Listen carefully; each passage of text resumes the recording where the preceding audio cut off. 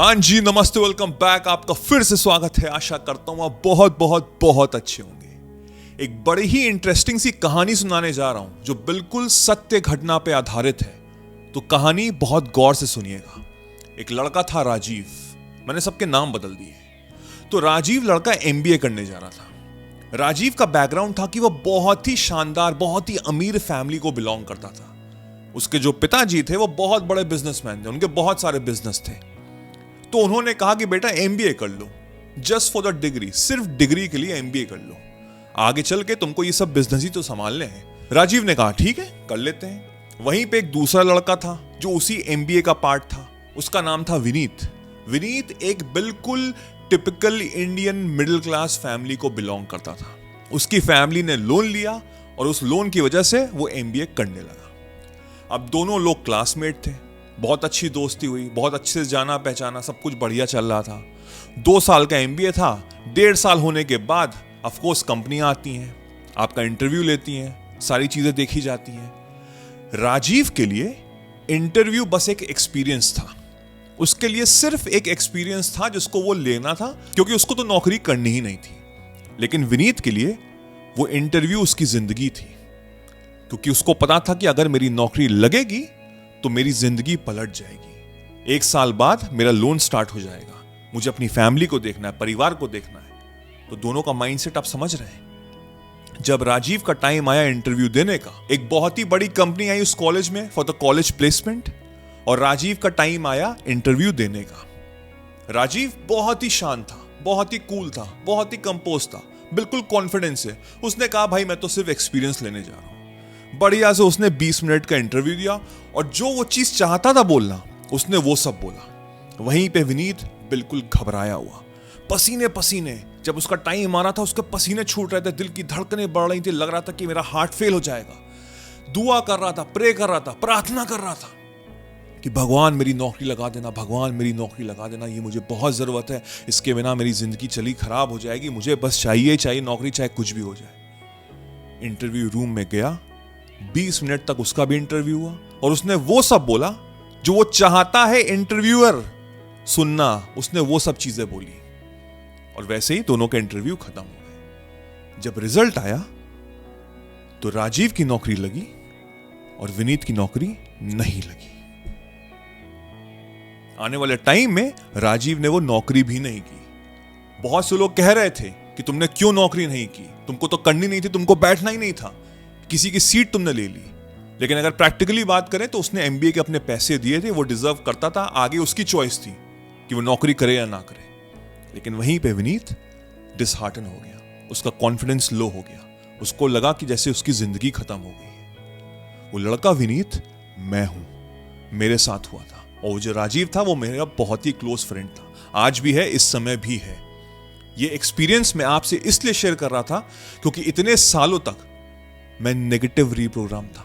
मेरी जो जिंदगी चल रही थी वो मैं बाहर की दुनिया की तरफ आकर्षित होकर देख रहा था, जहां पे मुझे संघर्ष दिख रहा था, जहां पे मुझे फेलियर दिख रहा था, जहां पे लग रहा था कि अब मेरी जिंदगी में कुछ बचा नहीं है। आने वाले टाइम में कैंपस प्लेसमेंट के बाहर मैंने बहुत ट्राई किया, बहुत जगह मेरा रिजेक्ट हुआ, लेकिन कहीं ना कहीं कुछ टाइम जाके मेरी नौकरी लगी और उसके बाद मेरी जिंदगी बिल्कुल नॉर्मल चलने लगी। उसने तो अपनी बिजनेस स्टार्ट कर दिया था, अपने फादर के साथ उसको लग गया था, उसकी जिंदगी बढ़िया चल रही थी। मेरी जिंदगी एक स्ट्रगल पॉइंट ऑफ व्यू से चल रही थी। इस कहानी का बताने का महत्व मेरा सिर्फ एक ही था कि जिस चीज के पीछे हम परेशान होते हैं, जिस चीज के पीछे हम भागते हैं, वो चीज हमसे और दूर होते लग जाती है। जिस चीज को पाने के लिए हम डरे रहते हैं कि अगर वो मुझे नहीं मिली तो मेरा क्या होगा, यकीन मानिए वो चीज आपको कभी नहीं मिलेगी।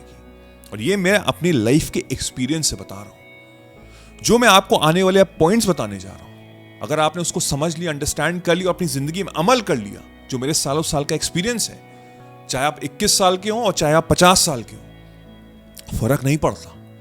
अगर आप उसको अमल करेंगे तो आपकी जिंदगी बहुत स्मूथ हो जाएगी। पहली चीज तो हमको अंडरस्टैंड करनी कि भाई जिंदगी को इतना सीरियसली नहीं लेना है, नहीं लेना है जिंदगी को सीरियसली। जब आप जिस चीज के पीछे सीरियस हो जाते हैं ना, वो चीज कहीं ना कहीं और गड़बड़ हो जाती है।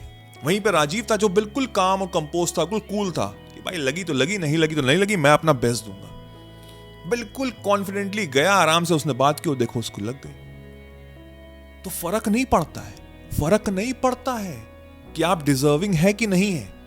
फर्क ये पड़ता है कि आप वाइब्रेशन किस तरह की दे रहे हो, आप डेस्परेशन की दे रहे हो, आप लैक की दे रहे हो कि आप कॉन्फिडेंस की दे रहे हो। लाइफ को इतना सीरियसली मत लो और अपने अंदर इतनी कैपेबिलिटी बनाओ कि तुम्हें किसी के पीछे भागने की जरूरत नहीं पड़ेगी। लोग तुम्हारे पीछे आएंगे। जब तुम तितली को पकड़ते हो ना, तो तितली तुमसे और दूर हो जाती है, लेकिन तुम जब वो खुशबू बन जाते हो, जब वो तुम बगीचा बन जाते हो, वो गार्डन बन जाते हो, फूल बन जाते हो, तो तितली आपकी तरफ खुद आएगी। Become that garden, become that smell. वो खुशबू बनो। वो कैसे बन सकते हो? अपने आप को पहचान के, अपने आप को जान के, अपने अंदर झांको और देखो और पूछो कि मैं हूं क्या। मैंने इतने साल नौकरी की कॉर्पोरेट वर्ल्ड में, और उसके बाद मुझे रियलाइज हुआ कि ये तो मैं हूं ही नहीं।